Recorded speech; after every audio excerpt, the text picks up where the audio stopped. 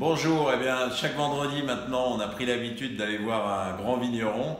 Et là, c'est un grand à double titre, parce que il fait quasiment 2 mètres. Mais c'est aussi un très grand vigneron dans son Languedoc où il fait pas très beau aujourd'hui. Mais c'est Gérard Bertrand qu'on rencontre. Je suis ravi de te rencontrer, Gérard. Tu es où exactement? Écoutez, aujourd'hui, je suis au château de la Soujolle et donc je suis près de Carcassonne. Donc, comme j'ai une autorisation de voyage, je viens visiter les propriétés tous les jours et chaque jour, je passe un peu de temps avec mes équipes. Et comme je ne voyage pas à l'étranger, je passe beaucoup plus de temps dans les villes. Voilà, alors on avait envie de parler ensemble du château de la Soujolle. En plus, c'est un bon jour pour en parler parce que aujourd'hui c'est le 50e anniversaire du jour de la Terre. C'est un grand moment. La Soujolle, c'est un vin qui est en biodynamique comme l'ensemble de tes propriétés. Et on va dire après où ça se trouve. Oui, tout à fait. En fait, depuis mercredi, donc on célèbre le 50e anniversaire. Et je pense que c'est important dans ces temps de confinement que les gens prennent conscience qu'on doit respecter la Pachamama, la mère nature, parce on a besoin d'être résilient et justement avec les pratiques bio et biodynamiques, on travaille en renforçant la biodiversité dans les sols et autour de notre écosystème. Alors, moi j'ai rencontré depuis quelques décennies que je fais ce métier plein de grands vignerons, plein de gens qui étaient habités par une vraie mission. Mais je dois dire que ma rencontre avec Gérard Bertrand est une rencontre qui me restera très longtemps ancrée dans ma tête, d'autant plus que pendant 10 ans on s'est croisés sans vraiment se rencontrer. Mais le jour où on s'est rencontrés, ça a été formidable. Et ce que j'adore chez Gérard, c'est sa capacité à sélectionner, à trouver, à rencontrer des lieux, des terroirs et d'en exprimer le meilleur, la quintessence. Et c'est ce que tu as fait à la Soujolle, qui est dans une appellation qui n'est pas encore très connue, on va en parler, c'est Malpère. Malpère, c'est entre Carcassonne et Castelnaudary. C'était pas vraiment une appellation où on pensait qu'on pouvait faire des grands vins. Oui, tout à fait. En fait, la mission que je me suis fixée dans le Languedoc, c'est de révéler les pépites de cette région. C'est vrai que j'ai commencé dans les Corbières à Boutenac avec le château de Villemajou. Aujourd'hui, on a une collection de 16 différents domaines et chacun exprime un potentiel différent. Et à la Soujolle, on est entre Carcassonne et Castelnaudary, donc on a une influence océanique avec un climat méditerranéen. Donc on a suffisamment d'eau. Aujourd'hui, c'est un peu plus océanique que méditerranéen, si j'ai bien compris. Et là, depuis 4 jours, c'est très océanique, puisqu'on a eu 150 mm d'eau. Voilà, donc, et c'est formidable parce que je suis un amoureux du Cabernet Franc. Ouais. Et le Cabernet Franc sur des grès, comme ils sont positionnés à la Soujolle, et tu es venu, te souviens de ces terroirs avec une façade sud et une façade ouest qui sont magnifiques. Et donc, voilà, donc j'aime aussi faire des vins différents qui soient liés à des cépages différents et des terroirs uniques. Oui, c'est vrai qu'on révèle un terroir unique à la Soujolle. La Soujolle, c'est en encépagement, des encépagements dits bordelais, Cabernet Franc, Merlot, et de la Syrah aussi. Non, et Malbec. Et Malbec, pardon. Ah oui, il n'y a que de l'Ouest, oui. Exactement. Donc, mais moi, ce qui m'a vraiment épaté, ce sont les Cabernets Francs de la Soujolle qui sont vraiment, vous savez, on est tous amoureux aujourd'hui du Cabernet Franc, c'est un grand cépage, mais on en connaît vraiment ces expressions, soit bordelaises dans la rive droite de Bordeaux, soit dans la Loire à Chinon ou à Saumur.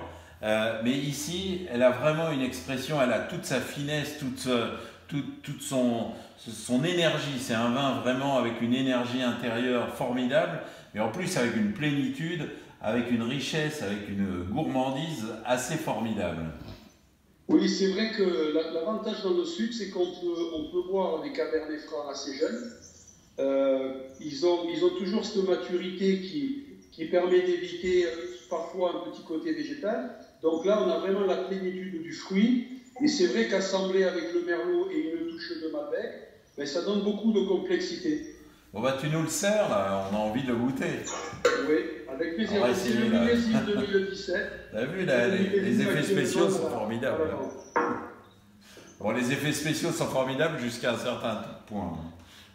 Alors comment il se goûte? Vous avez vu, juste une petite parenthèse pendant que tu le dégustes, vous avez vu les gars du Sud, quand ils parlent des Cabernet Franc, ils disent « Ah, il n'a pas ce petit côté végétal, entre guillemets, qu'on trouve à Bordeaux et dans la Loire », c'est ça que tu dis? Non, non, c'est pas ce que j'ai dit. Ce que je dis, c'est que le Cabernet Franc, qui est l'un des rois des cépages, il faut qu'il ait la maturité pour avoir la plénitude. Et je dis juste que c'est plus facile à obtenir chez nous qu'ailleurs, parce qu'en particulier, du côté carcassonnais, on a à la fois suffisamment de soleil, mais justement suffisamment d'influence océanique pour garder cet équilibre entre la fraîcheur et la maturité des tanins. Comment il se goûte ce 17? J'ai souvent goûté, c'est vraiment un très joli vin. Et je pense que là, il doit être pas mal. En fait, 3 ans d'âge.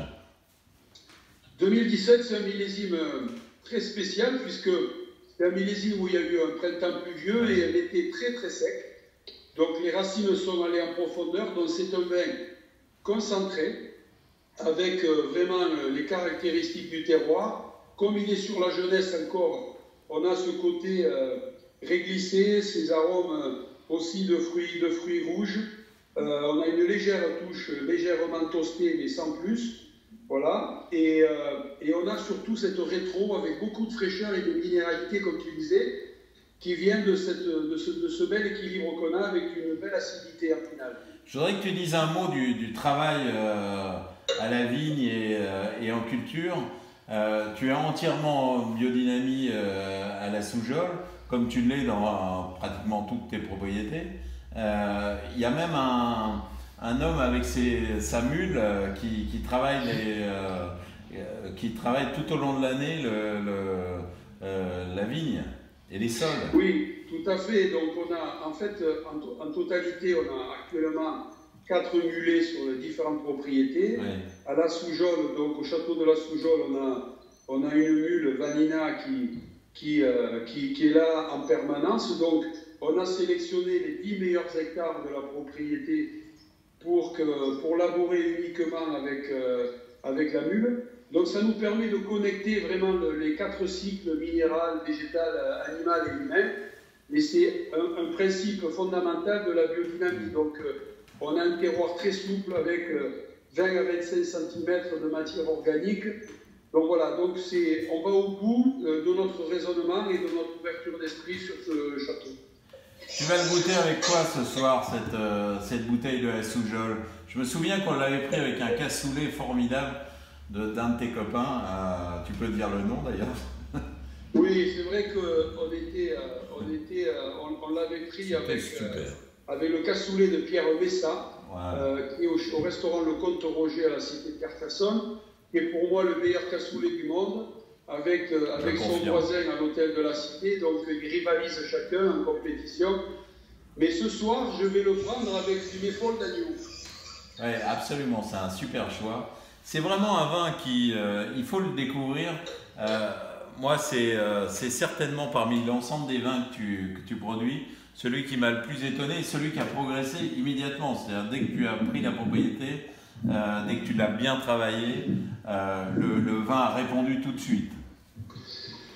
Oui, en fait, je suis allé plusieurs fois dans ce domaine puisque, en fait, j'ai eu commercialisé dans le passé ce vin et je suis tombé amoureux immédiatement du terroir. Et quand le propriétaire m'a demandé si j'étais intéressé de reprendre ce domaine, et j'ai pas hésité longtemps parce que j'ai senti vraiment le potentiel extraordinaire. Et c'est ce qui me plaît le plus, c'est de révéler des terroirs et de révéler des secrets en même temps.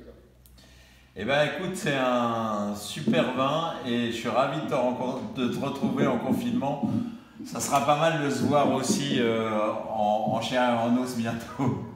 Puis voilà, peut-être que tu seras passé chez le coiffeur d'ici là. Voilà, je vais essayer d'aller chez le coiffeur, mais en tous les cas, je te souhaite une belle fin de confinement et surtout, je suis très excité à l'idée de te retrouver et de vous retrouver très prochainement. À bientôt. À bientôt.